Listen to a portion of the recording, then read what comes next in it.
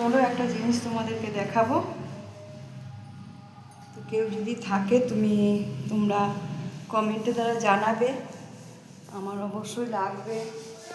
ফাঁকা হয়ে গেছে ফাইনালি, আগে ছিল লোক, এখন ফাঁকা হয়ে গেছে। এই দেখো, এই যে দুখানা ঘর রয়েছে। কি আরও যদি লাগে আর তাহলে আমাকে কমেন্ট করে জানাবে। আমরা ঘর ভাড়া দিতে চাই।